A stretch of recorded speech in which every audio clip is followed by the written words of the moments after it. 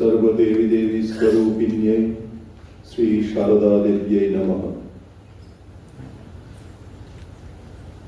দেবেশচন্দ্র মজুমদার স্মারক বক্তৃতার আয়োজন হয়েছে রামকৃষ্ণ অডিটোরিয়াম, রামকৃষ্ণ মিশন আশ্রম, আসানসোল এই শাখা কেন্দ্রে। এখানে যার অনুগ্রহে আমি এখানে উপস্থিত হওয়ার সুযোগ পেয়েছি তিনি আশ্রমের সম্পাদক শ্রীমৎ স্বামী সোমাত্মানন্দজি মহারাজ। বর্তমানে আমি পুরুলিয়াতে কর্মরত আছি। আমি আসানসোল আশ্রমে এসে উপস্থিত হয়েছি 6 তারিখ সন্ধ্যায়।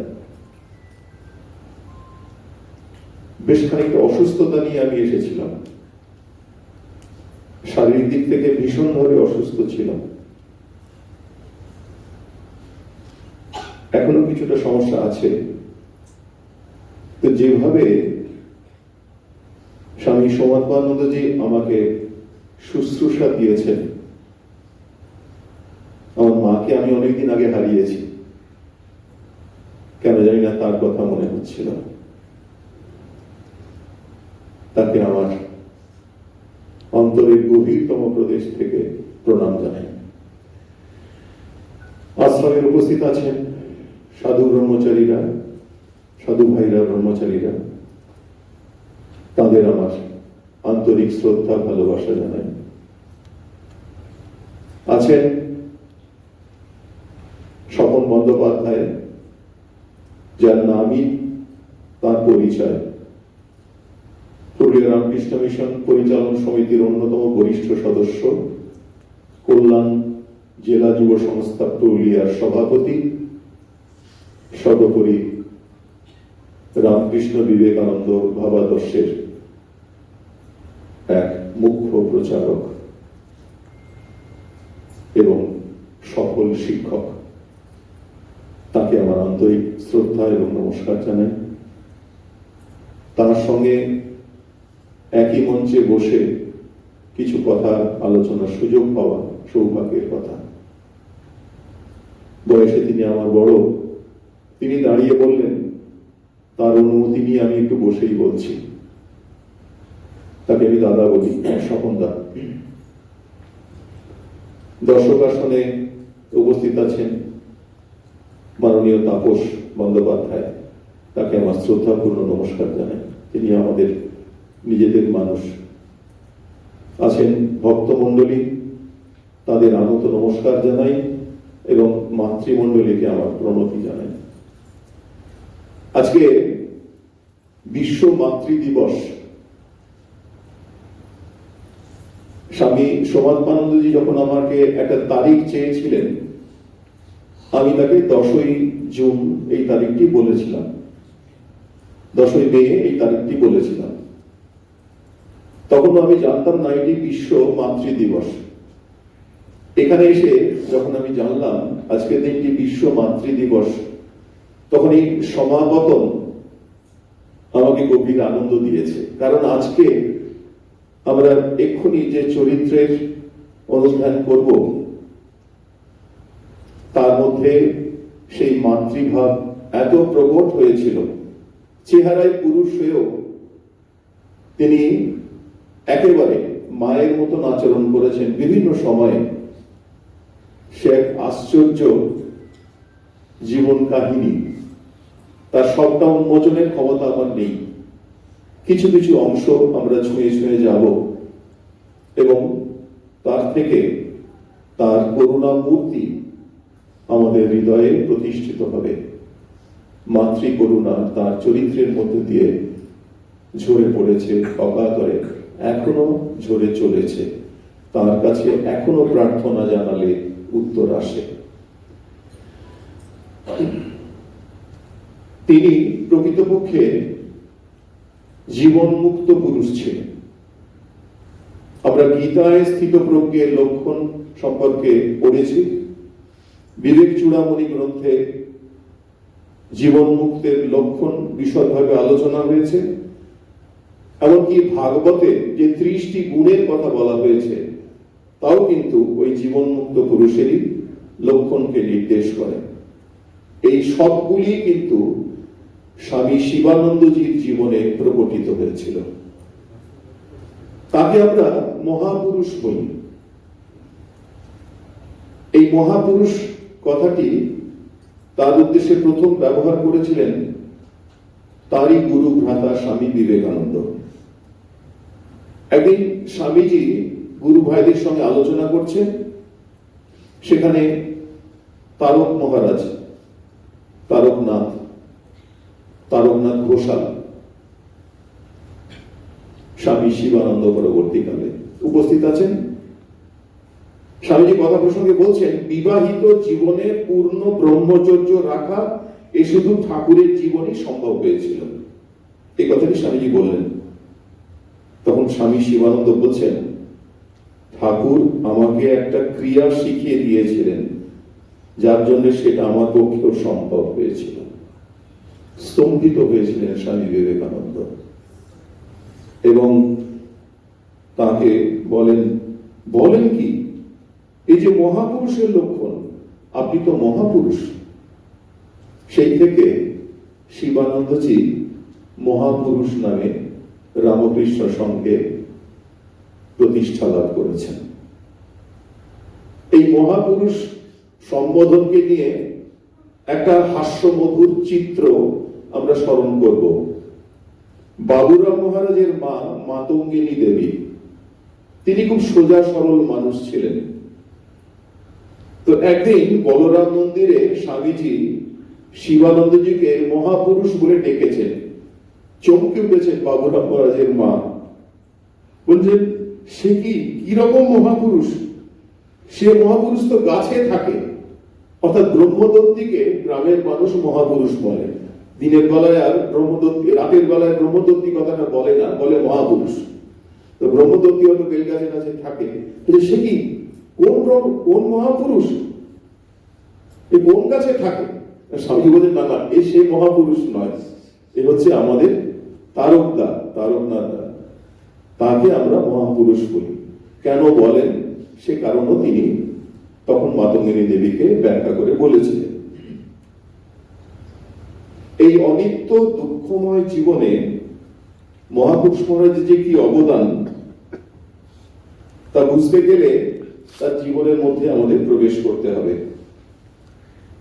মহাপুরুষ মহারাজের অহেতুক দয়া, করুণা এবং ভালোবাসার স্রোত, যে ভালোবাসার কথা এতক্ষণ আমরা স্বপন বন্দ্যোপাধ্যায়ের কাছে শুনছিলাম, জগতের প্রতি নিরন্তর ধাবিত হয়েছে। চেহারায় পুরুষ মানুষ হলেও পরিণত বয়সে তার চরিত্রের যে উৎকর্ষ সব থেকে বেশি প্রকাশিত হয়েছে, তা হল তার মাতৃভাব।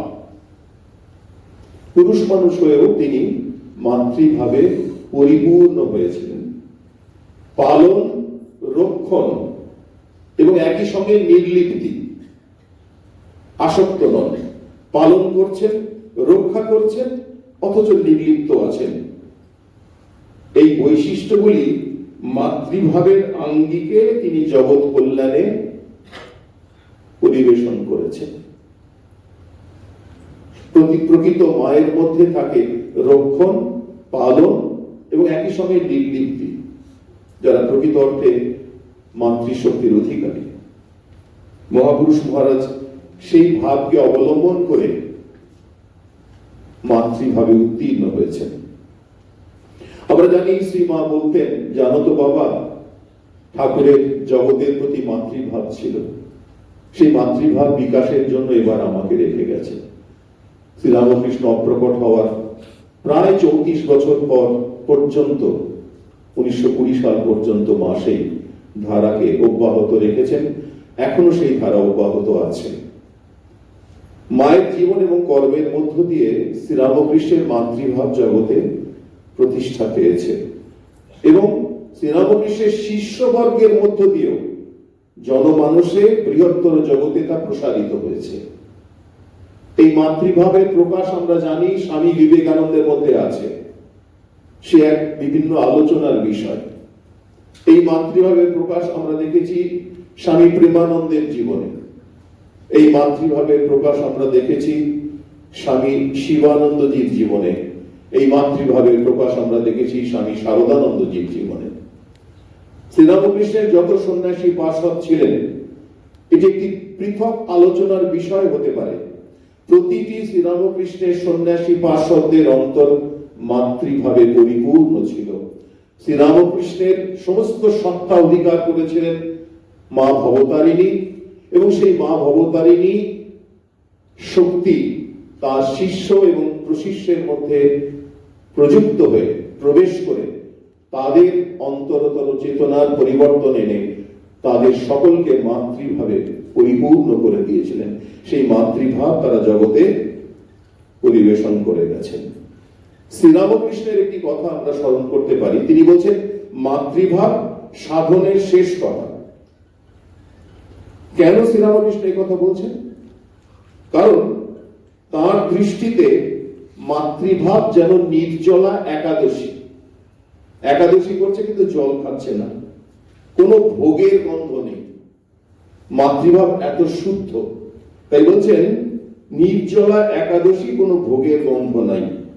আজকে এই বিশ্ব মাতৃ দিবসে আমরা শিবানন্দের জীবনে প্রস্ফুটিত এই শুদ্ধ মাতৃভাবকে স্মরণ করে ধন্য হব। তারকেশ্বর শিবের কাছে প্রার্থনা জানিয়েছিলেন রামকানাই ঘোষাল এবং বাবা সুন্দরী, অর্থাৎ এরা তারকনাথের মা এবং বাবা এবং মা। তাই তাদের বিশ্বাস ছিল তারকেশ্বর শিবের কৃপায় তারা সেই সন্তান লাভ করেছেন, এবং তাই তার নাম রেখেছিলেন তারকনাথ। আদর করে ডাকতেন ফুলু বলে। মহাপুরুষ মহারাজের বাড়ির ডাক নাম ছিল ফুলু। বারাসাতে যেটি আমাদের এখন আশ্রম হয়েছে, সেইখানেই রাস্তার উপরে, সদর রাস্তার উপরে রানী রাসমণির মুক্তার থাকার জায়গা ছিল।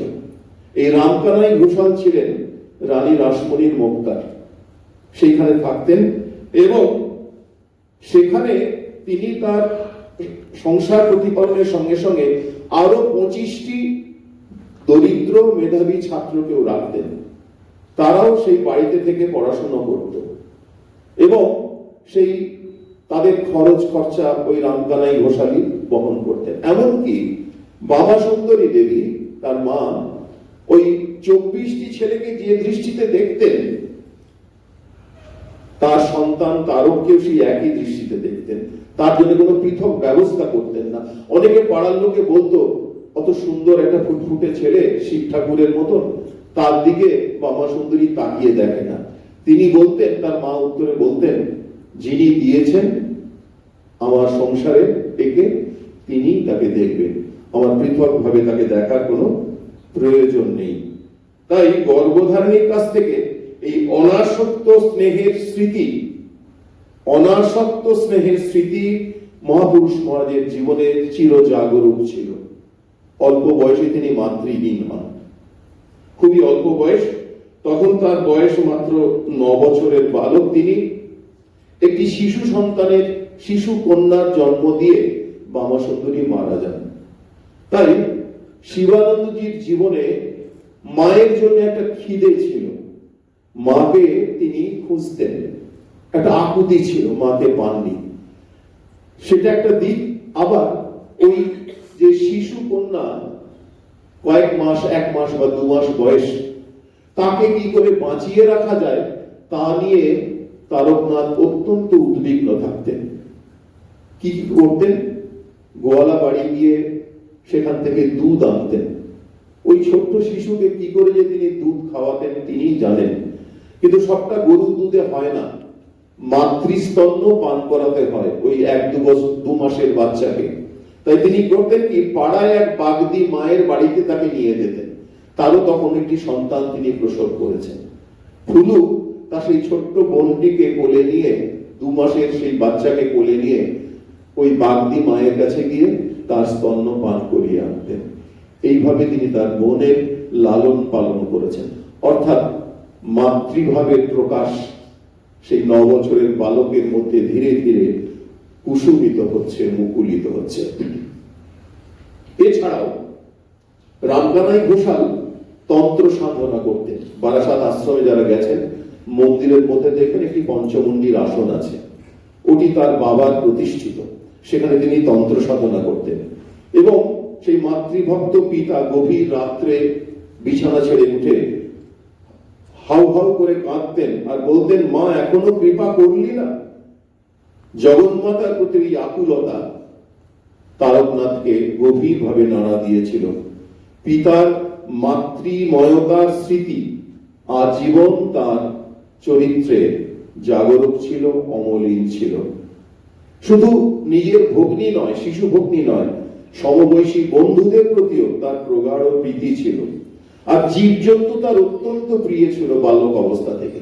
ওই যে একটা স্নেহপ্রবণ চরিত্র, সেটা আমরা দেখতে পাই। তার এক, তিনি বলছেন স্মৃতি কথায়, পরিণত বয়সে বলেছেন, ছেলেবেলা থেকেই কুকুর আমার চাই। বাড়িতে বড় লোমওয়ালা একটা প্রকাণ্ড কুকুর ছিল, তাকে নিয়ে খেলা করতাম। রাত্রে শোবার সময় আমার সঙ্গে সে শুতো। তার গায়ে পা, তার নিজের পা না তুলে দিলে বলতো আমার ঘুম আসে না।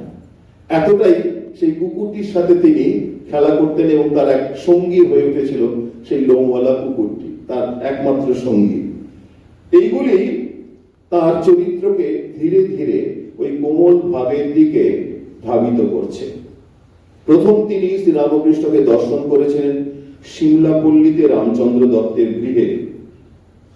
শ্রীরামকৃষ্ণের ভাব ঘন সমাধি মূর্তি তিনি দেখে মুগ্ধ হয়েছিলেন। তাই দ্বিতীয়বার দক্ষিণেশ্বরে গিয়ে হাজির হলেন। শ্রীরামকৃষ্ণ তখন পশ্চিমের গোল বারান্দায় দাঁড়িয়ে আছেন। তিনি গিয়ে প্রণাম করলেন। তার দিকে তাকিয়ে শ্রীরামকৃষ্ণ একটু আনমনা হয়ে গেলেন। তারপর ধীরে ধীরে তার কক্ষে প্রবেশ করছেন। তারকনাথ প্রায় মন্ত্রচালিতের মতন তারকে অনুসরণ করছেন এবং তার সঙ্গে এমন ব্যবহার করছেন। মহাপুরুষ মহারাজ পরবর্তীকালে স্মৃতিচারণা করতে গিয়ে বলছেন, যেন আপনার মা, আপনার জন। তার চাউনিতে কত করুণা, কত স্নেহ। ঠাকুর আমাকে তার ছেলের মতো দেখতেন। পরে তিনি ঠাকুরের কোলে মাথা রেখে প্রণাম করতেন, পায়ে মাথা রেখে প্রণাম করেননি তারপর থেকে। এবং ঠাকুরও সস্নেহে তার হাত দুটি বাড়িয়ে দিয়ে তার মাথাটি নিজের কোলের উপর রেখে মাথার পিঠে হাত বুলিয়ে দিতেন। তিনি মায়ের আশ্রয় পেয়েছিলেন ঠাকুরের কাছে। একদিন তার সেই দিব্য অনুগ্রহ, শ্রীরামকৃষ্ণের যে দিব্য অনুগ্রহ, সেটাকে তিনি প্রকাশ করেছিলেন শ্রীরামকৃষ্ণের কাছে। ঠাকুর তাকে জিজ্ঞাসা করছেন, আমাকে তোর কেমন মনে হয়? ভারী চমৎকার উত্তর দিয়েছিলেন। তখনও তিনি শিবানন্দ হননি, অল্প বয়সী তরুণ। বলছেন, কেন? আপনি যে আমার চিন্ময়ী মা। কি অদ্ভুত একটা উত্তর দিয়েছিলেন। স্বর্গীয় হাসিতে শ্রীরামকৃষ্ণের মুখমণ্ডল উজ্জ্বল হয়ে উঠেছিল। শ্রীরামকৃষ্ণের কাছে আসার আগে তিনি কেশব সেনের যে ব্রাহ্ম সমাজ, সেখানে যাতায়াত করতেন এবং নিরাকার সাধনের ব্যাপারে আগ্রহী হয়েছিলেন। শ্রীরামকৃষ্ণের অন্যান্য পার্শ্বদের জীবনেও আমরা এগুলো দেখতে পাই। তাই একদিন দ্বিতীয় দর্শনের পরে একদিন শ্রীরামকৃষ্ণ সন্ধ্যারতির সময় তাকে জিজ্ঞাসা করছেন, তুমি সাকার মানো না নিরাকার? উত্তর এলো, নিরাকারই ভালো লাগে। শ্রীরামকৃষ্ণ বলছেন, না, শক্তি মানতে হয়। এইভাবে এই কথাটি বলার পর টলতে টলতে শ্রীরামকৃষ্ণ ভাবে ভবতারিণীর মন্দিরে উপস্থিত হলেন। শিবানন্দজি, তারকনাথ তখন তাকে অনুসরণ করছেন। ভবতারিণীর মন্দিরে প্রবেশ করে তারকনাথের মনে একটা পরিবর্তন এলো। এই প্রথম তিনি কালী মূর্তিতে সশ্রদ্ধভাবে প্রণাম করলেন। মা কালীর যে সত্তা, সেটি যেমন শ্রীরামকৃষ্ণের সমস্ত সত্তাকে অধিকার করেছিল, সেই মা কালীর সত্তাই আবার প্রবিষ্ট হয়ে গ্রাস করে নিয়েছিল স্বামী শিবানন্দের সমগ্র হৃদয়। তিনি বলছেন, দক্ষিণেশ্বরে দ্বিতীয় কি তৃতীয় দর্শনের সময় তিনি হঠাৎ আমার বুকে একদিন পা দিলেন এবং তাতে তার বাহ্যিক যে সংজ্ঞা তার লোপ পেল।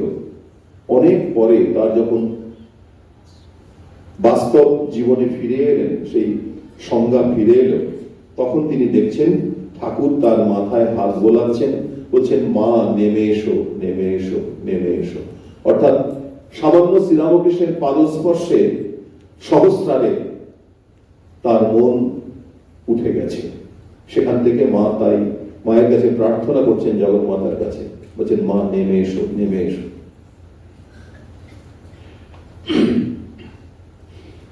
শ্রীরামকৃষ্ণের এই মাতৃভাব এবং তার সঙ্গে তার যে সম্পর্ক, মাতা এবং সন্তানের সম্পর্ক, সেটি আমরা খানিকটা এর থেকে আন্দাজ করতে পারি। নিত্যা থেকে এসেছেন এক অনভিজ্ঞ ভদ্রলোক। তিনি মহাপুরুষ সমাজকে জিজ্ঞেস করছেন আপনার সন্তানাদি কি, অর্থাৎ আপনার কটি ছেলে মেয়ে ইত্যাদি। তো মহারাজ কাল বিলম্ব না করে বলছেন ঠাকুরই ছেলে, তিনি বাবা মা সব। তারপরে একটি অদ্ভুত কথা বললেন, এই যুগে মা রামকৃষ্ণ নামেই অধিক প্রসন্না, যে রামকৃষ্ণ নাম নেবে তারই মঙ্গল হবে। অমোঘ একটি বাক্য উচ্চারণ করেছিলেন সেই নিমতাবাসী ভক্তের কাছে। একদিন নবমী পূজার দিন এক ভক্ত এসে বলছে কাল তো বিজয়া। মহাপুরুষ মহারাজ বলছেন এখানে বিজয়া টিজয়া নেই, এখানে মার বাঁধা আসর, তবে বিশেষ স্থিতিতে তিনি বিশেষভাবে প্রকাশিত হন। এখানে বিজয়া টিজয়া নেই, চিরপ্রতিষ্ঠিত বেলুড় মঠের মা জগন্মাতা। আবার শ্যামা পূজার দিন একটি কুকুরি ওই বেলুড় মঠে কতগুলি ছানা দিয়েছে, সেগুলিকে খুব স্নেহের সঙ্গে নিরীক্ষণ করছেন শিবানন্দজি এবং বলছেন যে এই মহামায়ার পালনী শক্তি, সেটিকে তিনি অ্যাপ্রিসিয়েট করছেন, আনন্দ পাচ্ছেন, বলছেন মহামায়ার পালনী শক্তি। প্রসঙ্গে একটু অন্য প্রসঙ্গের কথা মনে হচ্ছে, সময়ের খুব স্বল্পতা রয়েছে, তবু বলি। একবার দক্ষিণেশ্বরে শ্রীরামকৃষ্ণ আছেন, তখন ওখানে একটি বিড়াল, মা বিড়াল কতগুলি ছানা দিয়েছে, 3-4টে ছানা হয়তো হয়েছে। তারপরে মা বিড়ালটা কোথায় উধাও হয়ে গেছে বা কোনো কারণে মারা গেছে, হতে পারে। তো ওই ছানাগুলি একেবারে অসহায়, দুগ্ধপোষ্য শিশু। তিনি খুবই চিন্তিত কি হবে এই বাচ্চাগুলো। ইতিমধ্যে নৌকো করে নবগোপাল ঘোষ এবং তার স্ত্রী দক্ষিণেশ্বরের ঘাটে এসে নেমেছেন। ঠাকুর যেন মানে স্বস্তি পেলেন, যাক এই বিড়াল ছানাগুলোর একটা গতি হবে। বলছে তোমরা থলি এনেছো? বলে হ্যাঁ এনেছি। বলে ছানাগুলোকে তোমাদের বাড়ি নিয়ে যাও, এদের দেখাশোনার কেউ নেই। তো এই হচ্ছে পালনী শক্তি, মায়ের পালনী শক্তি। এই শিবানন্দজি যখন এই আচরণ করছেন কুকুরির ওই ছানাগুলিকে দেখে, তখন শ্রীরামকৃষ্ণের এই আচরণের যে ঘটনাটি আমাদের মনকে নাড়া দিয়ে যায়, ছুঁয়ে যায়, সেই ঘটনাকে মনে করিয়ে দেয়। তো সেদিক থেকে বেলুড় মঠের যে কামনাহীন পূজার কথা উল্লেখ করে তিনি বলছেন এখানে কোনো কামনা নিয়ে পুজো হয় না।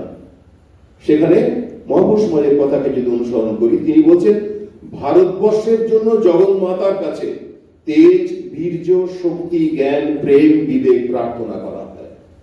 এই হচ্ছে বেলুড় মঠের মাতৃ পূজা।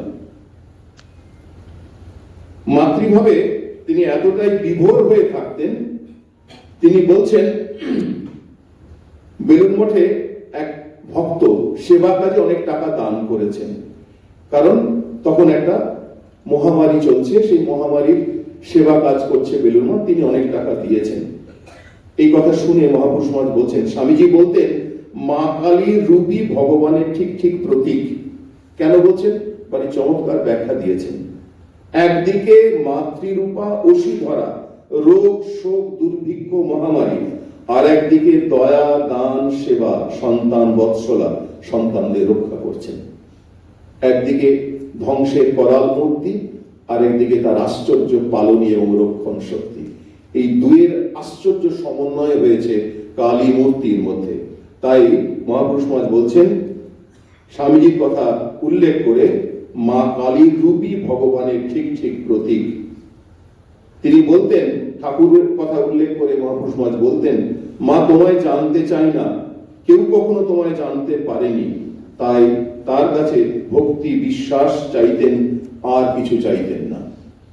দক্ষিণেশ্বর, কালীঘাট, বরানগরে কালী মূর্তির জন্য তার বিশেষ পূজা তিনি প্রায় পাঠাতেন। এছাড়াও তার ঘরে কন্যাকুমারীর মূর্তিও একটি ছিল এবং তার কথাও তিনি আবেগ ভরে বলতেন। আবার তার কক্ষে কুমারী কন্যাদের জন্য নানা জিনিস সাজানো থাকতো। কি কি থাকতো? শাড়ি, ফল, মিষ্টি, টাকা মজুদ রাখা থাকতো। কোন কুমারী কন্যা তার ঘরে উপস্থিত হলে সেই উপচারে কন্যা রূপিণী মহামায়ার পূজা দিতেন, তিনি তাকে পূজা করতেন তাদের। ওই রকম কন্যা কুমারী যদি তার ঘরে আসতো তাকে তিনি এই উপচারে পূজা করতেন। আবার অম্বিকা শিবা রূপে তন্ত্রে আছে, পূজা গ্রহণ করেন, যার জন্য কালী পুজোর সময় একটি ভোগ শিবাকে দিতে হয় এবং পূজারী যারা আছেন তারা জানেন অন্ধকারে ঝোপঝাড়ে রেখে দিয়ে আসতে হয়, শিবা এসে গ্রহণ করেন। তাই বলছে সেই একদিন বেলুড় মঠে স্তব্ধ নিশীতে, তখন তো বেলুড় মঠ অনেক নির্জন ছিল, শিয়াল ডেকে উঠেছে। উনি বলছেন ওই ওই ডাকছে, জয় মা জয় মা। এই শিবাদের জন্য তিনি কি করতেন? বিল্ল বৃক্ষ মূলে রান্না করা আমিষ খাবার, লুচি সন্দেশ রেখে দিয়ে আসতে বলতেন, তারা এসে গ্রহণ করতেন। তিনি বিশ্বাস করতেন তাতে জগন্মাতা প্রসন্না হবেন। এছাড়াও হুগলি জেলার বংশপাটি রাজবংশের কুলদেবী হংসেশ্বরী দেবী, সেই হংসেশ্বরী দেবীর প্রতি তার গভীর অনুরাগ ছিল এবং সেখানেও তিনি পূজা পাঠাতেন।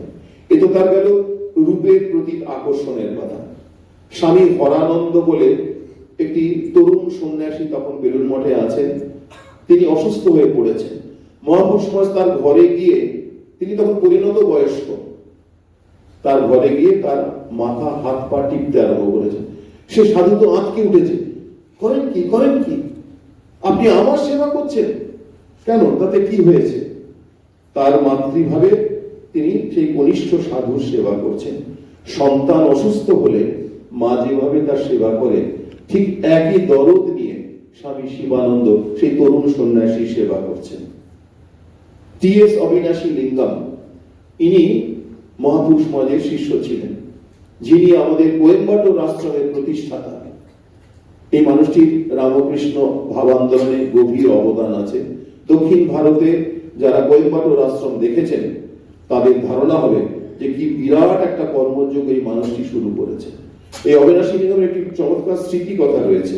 এক ধনী ব্যক্তি খুব সুন্দর কারুকাজ করা একটা শাল মহাপুরুষ সমাজকে উপহার দিয়েছে। তিনি গায়ে গড়িয়ে বলছেন, বাহ বেশ সুন্দর তো। এমন সময় দুধ দিতে আসে মঠে কোনো এক মহিলা, তার এক কন্যাকে নিয়ে মহাপুরুষ সমাজকে প্রণাম করতে এসছে। তো বাচ্চা মেয়েটির সেই শালের দিকে চোখ পড়েছে। অবিনাশী লিঙ্গম তার স্মৃতি কথায় লিখছেন, বলছেন সেই বাচ্চাটি বিস্ফারিত নেত্রে সেই দামি শালটির দিকে তাকিয়ে রয়েছেন। শালখানা চাস? মহাপুরুষ সমাজ জিজ্ঞেস করছেন। স্নেহ জোরে পড়ছে, বলে হ্যাঁ। সঙ্গে সঙ্গে তিনি নিজের গা থেকে খুলে বাচ্চাটির গায়ে জড়িয়ে দিলেন। তুই এটা নিতে পারিস, এই বলে আনন্দে আত্মহারা হয়ে হাসতে হাসতে সেই কন্যা, গৌরী রূপী সেই কন্যা তার পূজা গ্রহণ করে প্রসন্না হয়ে সেই স্থান ত্যাগ করল। মঠের আর্থিক অবস্থা তখন ভালো ছিল না। 1 চামচ করে পায়েস আর দুধ তো প্রায় জুটতো না, কিন্তু তার তখন এত শরীর খারাপ, মহাপুরুষ সমাজ শেষ বয়সটায়, তার জন্য 1 কাপ দুধের ব্যবস্থা থাকতো। রাত্রিবেলা একদিন তার সেবক তাকে দুধ দিয়েছে, 1 পোয়া একটু দুধ দিয়েছে। তিনি নিজেকে নিজে তিরস্কার করছেন, বলছেন ছ্যা ছ্যা ছ্যা, জাস্ট এই কথাগুলি বলছেন, ছ্যা ছ্যা ছ্যা, লজ্জা হচ্ছে না? বুড়ো মানুষ দুধ খাচ্ছে, ছেলেরা 1 মোটা দুধ খেতে পায় না। তখন যে সেবক ছিল কাতর ভাবে বলছেন, মহারাজ আমরা তো বয়স কম, আমরা এটা ওটা খেয়ে কোন রকমে সামাল দিতে পারি, কিন্তু এই দুধটুকু আপনার দরকার, ডাক্তার বলেছে। আপনি যদি অসুস্থ হয়ে পড়েন আমাদের সকলের মন খারাপ হবে। আপনার জীবনকে ঘিরে আমাদের সমগ্র জীবন আবর্তিত হচ্ছে, আপনি সঙ্গের প্রধান, দয়া করে দুধটুকু খান। তার কাতর প্রার্থনায় তিনি সেদিন বিরক্তি ভরে দুধটুকু খেলেন, কিন্তু পরের দিন থেকে বেলুড় মঠে অসুস্থ সাধুদের জন্য দুধের ব্যবস্থা হয়েছিল। মঠে গঙ্গা নামে একটা গাই ছিল। সে সকালবেলায় ছাড়া পেলেই গোয়ালঘর থেকে ছুটতে ছুটতে এসে পুরনো মঠের যে উঠোন, আপনারা সেটা কল্পনা করুন, ওইখানে চিৎকার করতে আরম্ভ করতো, লেজ তুলে লাফাতো নানা রকম। তো মহাপুরুষ মহারাজ ঘর থেকে শুনতে পেতেন, সঙ্গে সঙ্গে তার আহ্বানে সাড়া দিয়ে তার জন্য কলা এটা সেটা ফল পাঠিয়ে দিতেন। সেও পরমানন্দে সেগুলি ভক্ষণ করে চলে যেত। জিতেন মহারাজ, স্বামী বিশুদ্ধানন্দজি তার এই মাতৃভাবের কথা বলতে গিয়ে বলছেন, শরৎ মহারাজের শরীর ত্যাগের পর মহাপুরুষজি যেন একাধারে ঠাকুর এবং মা দুটোই হয়ে গিয়েছিলেন। বিশুদ্ধানন্দজি বলছেন, সাধু ভক্ত সকলের উপরে কত কৃপা, কি ভালোবাসা। স্বামী নিখিলানন্দ মহাপুরুষ মহারাজের স্মৃতি কথা উল্লেখ করেছেন। তিনিও বলছেন, মহাপুরুষ মহারাজ শরৎ মহারাজের শরীর যাওয়ার পর থেকে অতিরিক্ত স্নেহপ্রবণ হয়ে উঠলেন এবং সকলের সঙ্গে তার সম্পর্কটা হয়ে দাঁড়ালো জননী অথবা পিতামহীর মতন, ঠাকুমার মতন। কারুর কাছে তিনি মা বা কারুর কাছে ঠাকুমা, বয়সের তফাতে, অথচ চেহারায় পুরুষ মানুষ। এটি নিখিলানন্দজি তার স্মৃতি কথায় রেখে গেছেন। স্বামী জ্ঞানানন্দ মহাপুরুষ মহারাজ সবকে স্মৃতি কথা লিখতে গিয়ে লিখছেন, পক্ষী মা যেভাবে শাবকদের ঢেকে রাখে, তিনি ঠিক সেইভাবে আমাদের সংঘের সমস্ত সাধু ব্রহ্মচারী ভক্তদের ঢেকে রাখতেন, আড়াল করে রাখতেন, যাতে আমাদের কোনো আঘাত না লাগে। বেলুর মঠে কালী পূজা, দুর্গা পূজা এবং মাতৃভাব উদ্দীপক কোনো সঙ্গীত হলে তিনি উচ্ছ্বসিত হয়ে উঠতেন। বেলুর মঠে পূজার সময় মায়ের আবির্ভাব উপলব্ধি করে তিনি বলতেন, দেখলাম সবই মা, স্ত্রী সমস্তা সকলা জগৎসু। শারীরিক অবস্থার কথা জিজ্ঞাসা করলে তিনি বলতেন শেষের দিকে, শরীরের কথা জিজ্ঞাসা করছো, ও ভালো নয়, আমি ভালো আছি। অর্থাৎ তিনি শরীর নন। I am ever ready to jump into mother's lap, এই কথাটি প্রায় বলতেন। মায়ের কোলে ঝাঁপিয়ে পড়ার জন্য সর্বক্ষণ প্রস্তুত হয়ে আছে। কি উদার ছিলেন! মায়ের কাছে আমরা যা কিছু বায়না করি সেটাই যেন মা আমাদের মঞ্জুর করেন।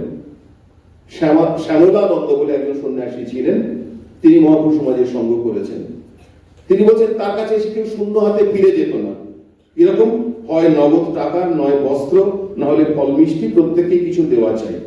মহারাজ, অমুক জায়গায় অমুক মেয়েটির বড় অসুখ, কিছু দিতে হবে। কত? 10 টাকা। আচ্ছা, লে যাও। মহারাজ, চাকরি নেই, বড় কষ্ট।